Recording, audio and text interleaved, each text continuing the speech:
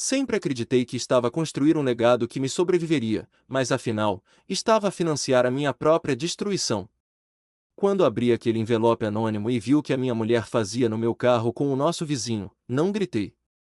Não chorei. Senti algo frio e calculista a ligar-se dentro de mim. Naquele momento, o marido amoroso morreu, e nasceu o arquiteto da sua ruína. Sempre acreditei que para criar algo sólido são precisas três coisas: tempo, paciência e dedicação absoluta. Aos 38 anos, aplicava essa filosofia a tudo. Como arquiteto paisagista em Lisboa, eu transformava terrenos baldios em jardins que contavam histórias. E tinha certeza de que a minha vida com a Mariana seguia o mesmo projeto. 10 anos. Passamos uma década inteira a construir o nosso mundo, tijolo por tijolo. A Mariana deixou o trabalho de instrutora de yoga há 3 anos. Ela disse que precisava de tempo para se encontrar. Eu não fiz perguntas. Eu ganhava o suficiente para nos manter aos dois numa casa de luxo no bairro de Belém. Era uma zona prestigiada. Calma. Acolhedora. A casa era alugada, mas tratávamos-la como se fosse a nossa fortaleza. Escolhemos os móveis juntos. Eu plantei o jardim no quintal com as minhas próprias mãos. Cada canto respirava as nossas memórias. Pelo menos, era o que eu pensava.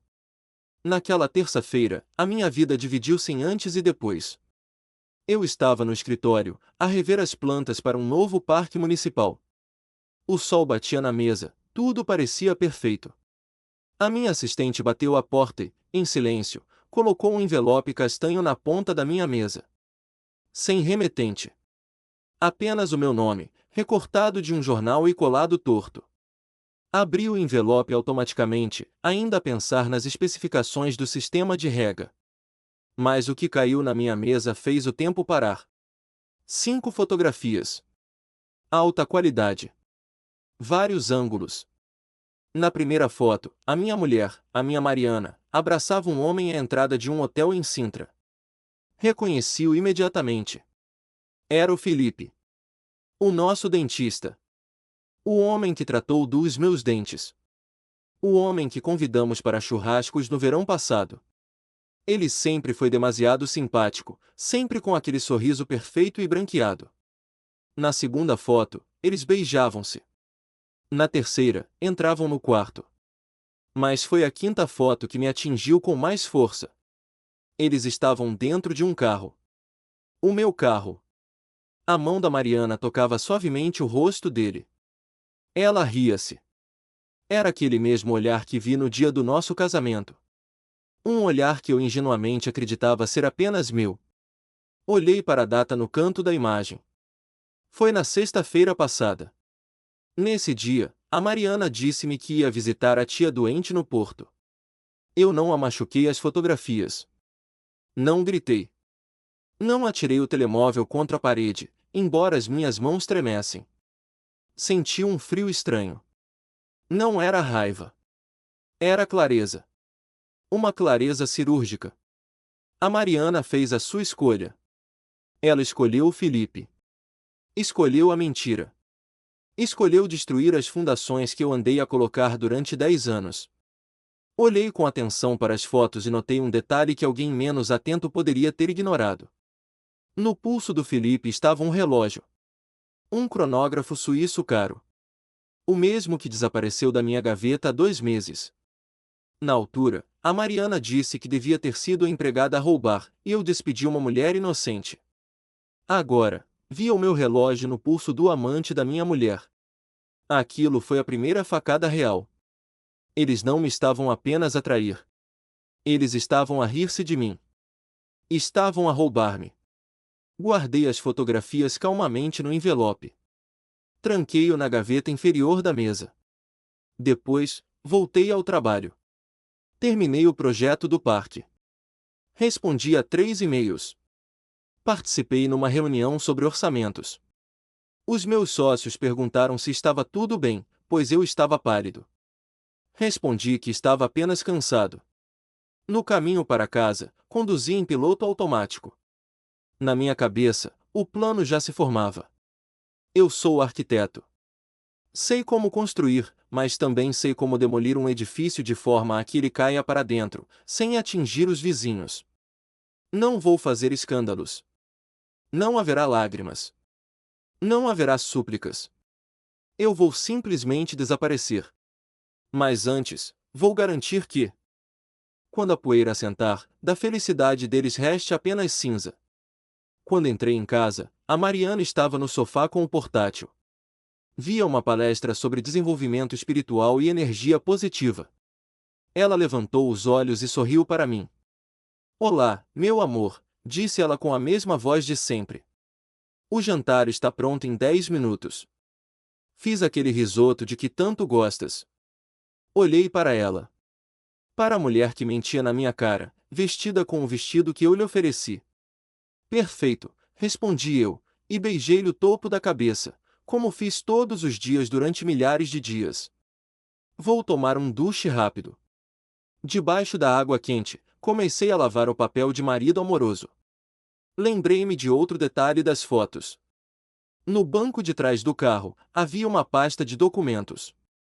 Reconheci o logótipo do banco. Não era apenas uma aventura. Eles planeavam algo. Talvez quisessem levar mais do que apenas a minha dignidade. Mas eles não sabiam uma coisa. Eu sempre guardei os meus principais ativos onde a Mariana nunca procurou. Eles pensavam que eu era o construtor ingênuo do conforto deles. Mas esqueceram-se de que é o arquiteto que tem as chaves de todas as portas. E amanhã, começo a mudar as fechaduras. O jogo começou, e eles nem desconfiam que já perderam. Acordei na quarta-feira com o som da respiração calma da Mariana ao meu lado. Durante alguns segundos, o peso da realidade ainda não tinha aterrado sobre mim, mas depois a memória das fotografias inundou a minha mente como uma maré gelada. Olhei para o relógio na mesa de cabeceira. Eram 6:30 da manhã. Ela dormia profundamente, com aquela expressão inocente que me enganou durante uma década. Levantei-me sem fazer barulho, vesti o meu fato cinzento e saí de casa antes que ela acordasse. Não podia correr o risco de olhar para ela e deixar transparecer o ódio que começava a ferver debaixo da minha pele. Cheguei ao escritório 2 horas antes do horário habitual. Precisava de privacidade absoluta. O meu primeiro passo foi blindar o meu futuro. Liguei o computador e acedi às nossas contas bancárias. A conta conjunta, aquela que usávamos para as despesas da casa e viagens, tinha um saldo confortável. Mas o meu verdadeiro patrimônio estava em contas de investimento e poupanças que, embora estivessem em meu nome, poderiam ser alvo de disputa se o divórcio seguisse os trâmites normais. Com a precisão de quem desenha uma planta técnica, comecei a mover o dinheiro. Transferi 240 mil euros de um fundo de investimento para uma conta nova, num banco digital sediado fora do país, que eu tinha aberto na noite anterior. Depois, liquidei as ações que detinha na empresa de construção do meu cunhado. Eram mais 115 mil euros. Fiz tudo com transferências fracionadas para não levantar alertas imediatos nos sistemas de segurança bancária. Deixei na conta conjunta apenas 1.500 euros. O suficiente para ela fazer as compras da semana e pagar a conta da luz, mas insuficiente para contratar um advogado de topo quando o teto desabasse sobre a cabeça dela. Enquanto os ficheiros bancários processavam, decidi verificar algo que me incomodava desde a noite anterior. A Mariana sempre foi descuidada com a tecnologia. Ela deixava o tablet desbloqueado na sala de estar frequentemente. Eu sabia a senha dela, uma combinação simples da data do nosso casamento, mas nunca a tinha usado por respeito à privacidade dela. Aquele respeito tinha morrido ontem. Acedi à nuvem dela através do meu computador pessoal, usando as credenciais que ela tinha guardado no navegador partilhado de casa. O que encontrei foi pior do que as fotos. Muito pior. Não eram apenas mensagens de amor ou planos para encontros em hotéis de Sintra. Encontrei uma pasta chamada Futuro. Lá dentro, havia trocas de e-mails com Felipe e rascunhos de documentos legais. O meu sangue gelou. Eles não planeavam apenas ficar juntos. O Felipe, com a sua arrogância de quem se acha intocável, estava a instruir a Mariana sobre como provocar uma discussão violenta comigo. Li as mensagens com um nó no estômago. Ele dizia para ela me pressionar, para me insultar quando eu chegasse cansado do trabalho, na esperança de que eu perdesse o controle e gritasse. Ou pior, partisse alguma coisa. O plano era registrar uma queixa por violência doméstica e abuso emocional. Com isso, eles pretendiam ficar com a casa, o carro e exigir uma pensão de alimentos vitalícia que financiaria o estilo de vida deles. Eles queriam pintar-me como um monstro para ficarem com o dinheiro que eu suei para ganhar. Aquilo mudou tudo. Se antes eu sentia uma tristeza profunda, agora sentia uma determinação fria e impiedosa. Eles queriam guerra, mas subestimaram o adversário. Se eu a confrontasse agora, estaria a cair na armadilha deles. Qualquer grito meu seria gravado. Qualquer gesto brusco seria usado em tribunal. O meu silêncio não era apenas uma escolha, era a minha única defesa. Fechei o computador e peguei no telefone fixo do escritório. Liguei para a agência imobiliária que geria o contrato da nossa casa em Belém. Falei com a gestora de conta e informei-a de que pretendia rescindir o contrato de arrendamento. O contrato estava apenas no meu nome, uma precaução que tomei anos atrás porque a Mariana não tinha rendimentos declarados na altura. A gestora explicou que eu precisava de dar um aviso prévio de 60 dias ou pagar uma indenização equivalente a 2 rendas. Respondi imediatamente que pagaria a indenização. Transferi o valor de 4.800 euros naquele mesmo instante. Dei instruções claras, queria o contrato terminado na próxima segunda-feira. Ela ficou surpreendida com a pressa, mas o dinheiro na conta calou qualquer objeção. A casa deixaria de ser nossa em 5 dias. A Mariana não saberia de nada até o oficial de justiça ou o senhorio baterem à porta para pedir as chaves. O passo seguinte foi garantir o meu destino. Meses antes, um antigo cliente tinha me oferecido uma parceria num projeto enorme de renovação urbana no Porto, a 300 quilômetros de distância. Na altura recusei porque a Mariana dizia que o clima do norte a deprimia. Agora, peguei no telemóvel e liguei para ele. Disse-lhe que as minhas circunstâncias tinham mudado e que podia começar em 2 semanas. Ele aceitou na hora, entusiasmado. Pedi-lhe também que me arranjasse um apartamento mobilado temporário. À noite, voltei para casa como se nada tivesse acontecido. A Mariana estava na cozinha, a cortar legumes. Ela perguntou como tinha sido o meu dia. Eu respondi que tinha sido produtivo. Ela sorriu e começou a falar sobre como o Felipe tinha sugerido um novo tratamento dentário que custaria 3.000 euros e se eu poderia transferir o dinheiro. Olhei para ela, para a mulher que planeava acusar-me falsamente de violência para me destruir, e sorri de volta. Disse-lhe que trataria disso no início da próxima semana.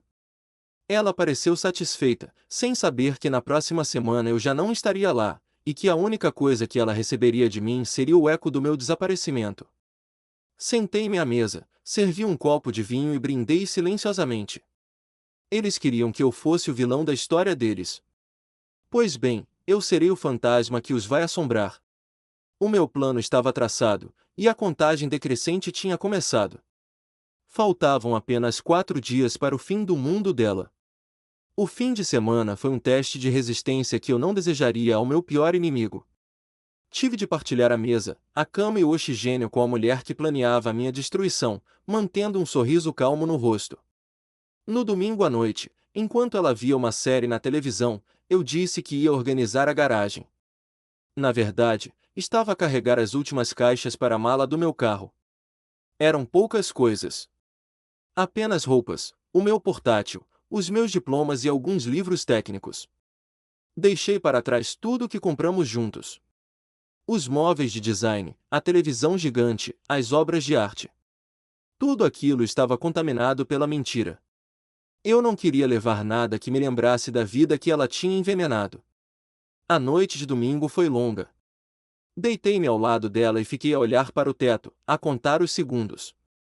O silêncio da casa parecia pesado, como o ar antes de uma tempestade elétrica.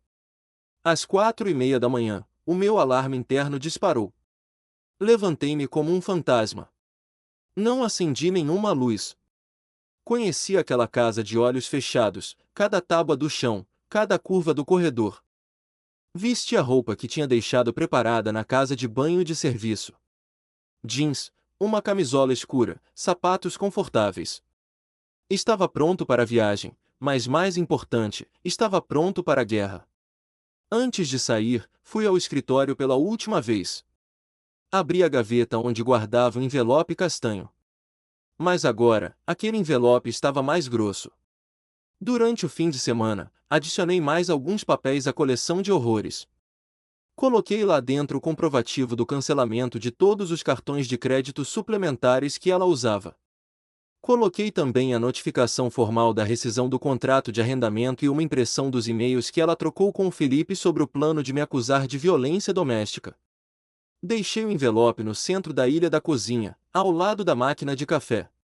Era o primeiro sítio onde ela ia todas as manhãs. Não havia como falhar.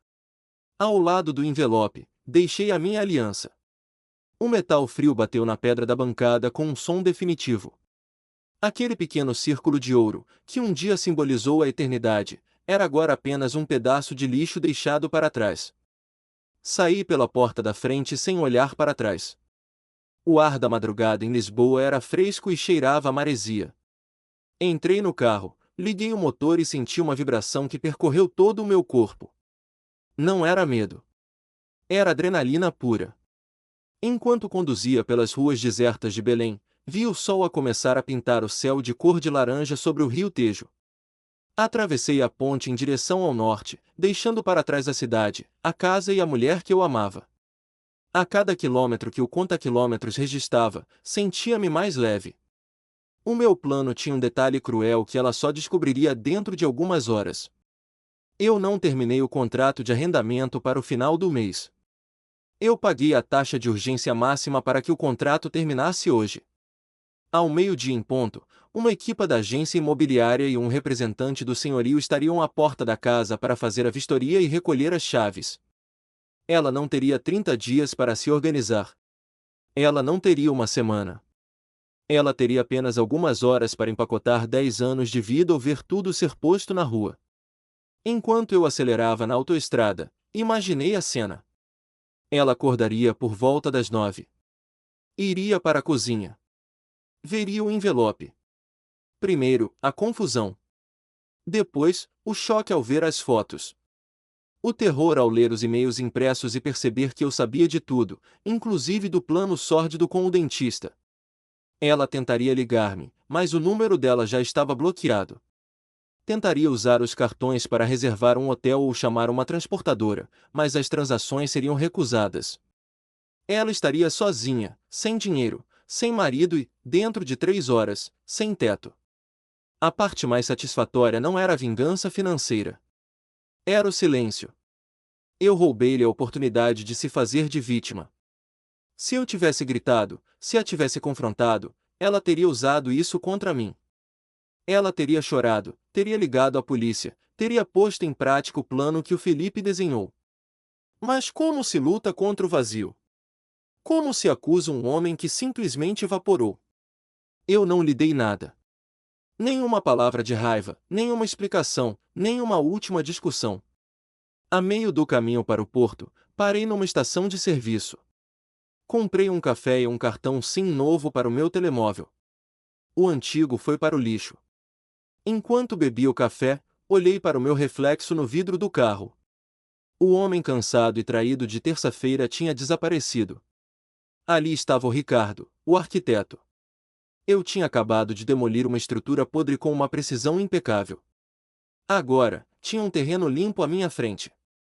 E pela primeira vez em muito tempo, o futuro pertencia-me apenas a mim. A estrada estava aberta e eu não tinha intenção de travar. 3 meses passaram desde que atravessei a ponte em direção ao norte e entrei na minha nova vida.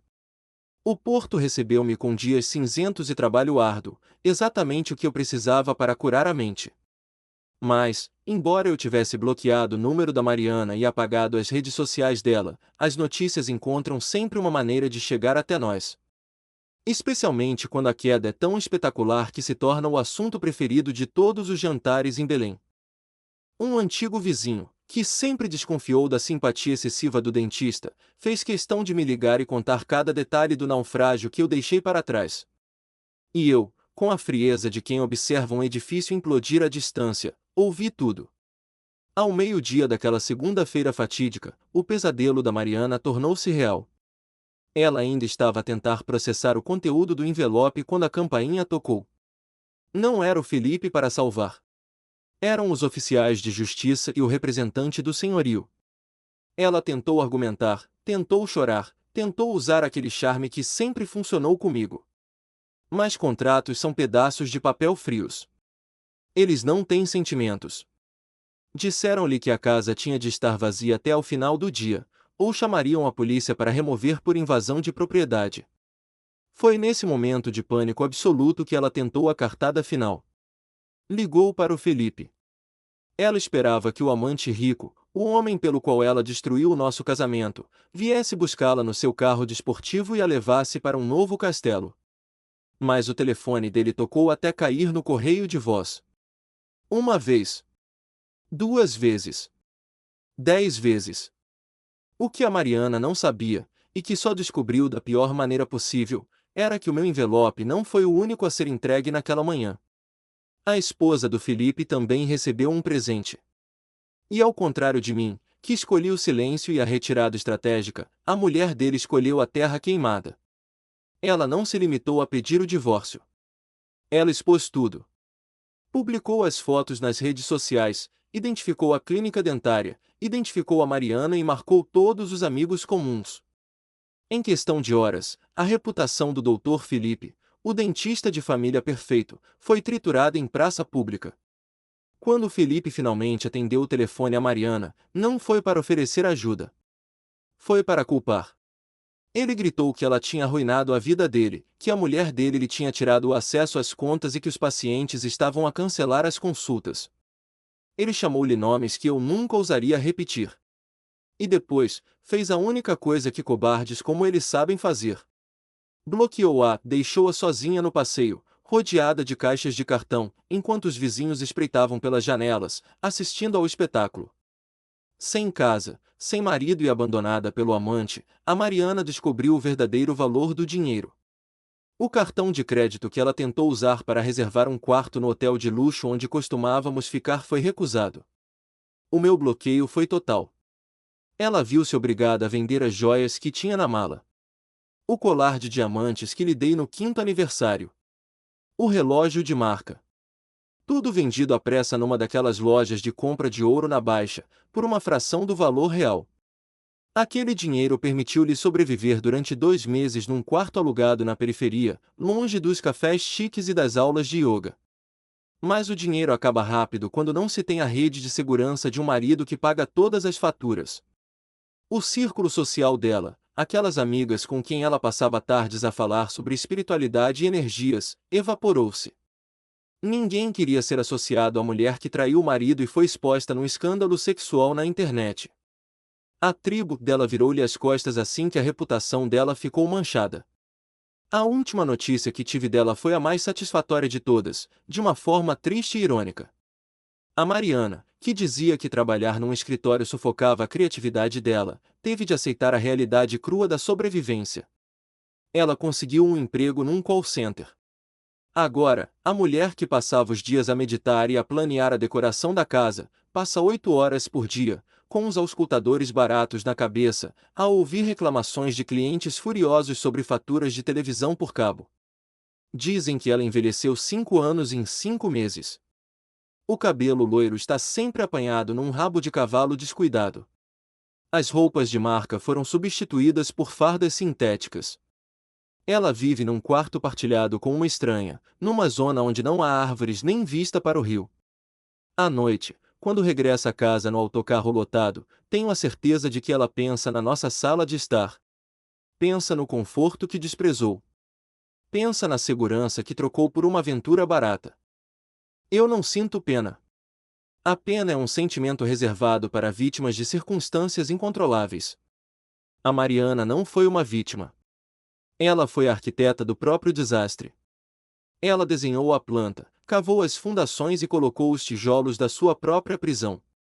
Eu apenas me limitei a sair da obra antes que o teto desabasse. Ontem à noite, criei um perfil falso apenas para ver uma foto atual dela. Ela parecia cansada. Os olhos estavam baços, sem aquele brilho de arrogância que ela tinha na última foto com o Felipe. Ela postou uma frase sobre recomeços difíceis e aprendizagem. Fechei o computador e respirei fundo. O ar do porto nunca me pareceu tão puro. A justiça não precisa de gritos nem de violência. Às vezes, a justiça é apenas deixar a gravidade atuar e ver as coisas caírem pelo seu próprio peso. Mas ainda havia uma peça do puzzle que eu desconhecia. Uma peça final que explicaria como aquelas fotos chegaram à minha mesa naquele dia. E essa revelação estava prestes a chegar. Passou-se exatamente 1 ano e 2 meses desde o dia em que deixei a minha aliança na bancada da cozinha em Belém. Hoje, vivo numa casa de pedra recuperada com vista para as vinhas do Vale do Douro. O silêncio aqui é diferente. Não é o silêncio pesado dos segredos, mas a quietude natural da paz. A minha carreira renasceu, tal como eu. Os projetos que desenho agora têm uma alma que faltava aos anteriores, talvez porque o arquiteto que os cria aprendeu a valorizar a verdade acima da estética. A Mariana tentou entrar em contato comigo há 3 semanas. Foi uma tentativa desesperada, através de uma carta enviada para a morada dos meus pais, o único elo que ela ainda conhecia. A carta era um monumento ao arrependimento tardio. Ela escrevia sobre a solidão, sobre o erro terrível que cometeu e sobre como a vida no call center a estava a consumir. Ela pedia perdão. Pedia uma segunda oportunidade. Mas nas entrelinhas, a tinta borrada revelava a verdadeira motivação. Ela pedia ajuda financeira. Ela queria ser resgatada do buraco que cavou com as próprias mãos. Li a carta apenas uma vez. Não senti raiva. Não senti prazer. Senti apenas a indiferença distante de quem lê uma notícia sobre um acidente noutro continente.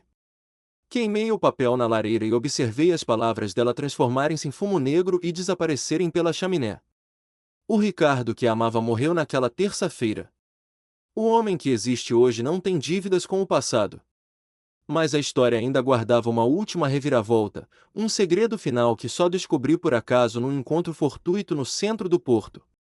Cruzei-me com uma antiga assistente da clínica do Felipe, que também se tinha mudado para o norte à procura de trabalho. Foi ela quem me entregou a peça que faltava no puzzle, a verdade sobre quem realmente enviou aquele envelope castanho. Eu sempre assumi que tinha sido um detetive privado contratado pela esposa do Felipe, ou talvez um rival profissional. Estava enganado. A verdade era muito mais sórdida e patética. Quem tirou as fotos, quem seguiu o carro, quem preparou os envelopes para mim e para a esposa do Felipe não foi um estranho. Foi a Clara, a recepcionista da clínica. A mulher que nos servia café e marcava as consultas com um sorriso tímido. Acontece que a Mariana não era a única a viver uma ilusão. O Felipe não tinha apenas uma esposa e uma amante. Ele tinha 3 mulheres. A Clara era amante dele há mais de 2 anos. Ele prometeu-lhe que deixaria a esposa para ficar com ela. Ele usava o mesmo discurso, as mesmas mentiras, os mesmos hotéis em Sintra. Quando a Mariana entrou em cena, a Clara sentiu-se traída. Ela não suportou ver o seu Felipe a desviar a atenção para outra mulher. A ironia era brutal. A Mariana destruiu o nosso casamento de 10 anos, a nossa estabilidade, a nossa história, por um homem que havia apenas como mais uma opção no menu rotativo. Ela achava que era especial. Achava que vivia um grande romance proibido. Mas, na realidade, ela era apenas a distração da terça-feira, enquanto a Clara era da quinta-feira, e a esposa ficava com os fins de semana. A Mariana perdeu tudo para competir por um prêmio que nunca existiu. Foi a Clara, movida pelo ciúme e pela vingança, que orquestrou a queda de todos. Ela queria destruir a Mariana para recuperar o Felipe, e queria destruir a esposa para o ter só para si. No final, ela conseguiu o oposto. A explosão que ela criou foi tão grande que consumiu toda a gente. O Felipe perdeu a licença para exercer, a esposa ficou com tudo no divórcio, e a Mariana acabou sozinha num quarto alugado. Sentei-me no terraço, com um copo de vinho tinto na mão, e deixei essa informação assentar. A justiça, percebi eu, não precisa de ser planeada ao milímetro. A mentira é uma estrutura instável por natureza. Basta esperar tempo suficiente, e a gravidade encarrega-se do resto. Eu achava que tinha sido o arquiteto da vingança, mas fui apenas um espectador na primeira fila de um colapso inevitável. Olhei para o horizonte, onde o sol se punha atrás das colinas cobertas de vinhas.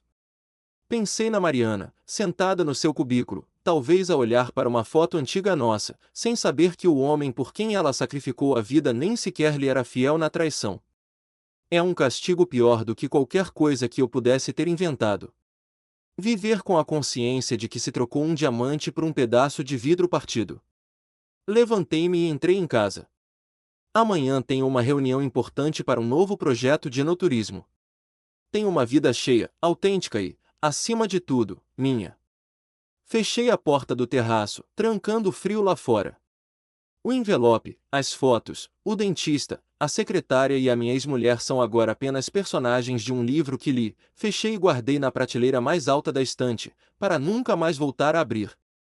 A melhor vingança não foi deixá-la sem casa ou sem dinheiro. A melhor vingança foi aprender a ser feliz sem ela.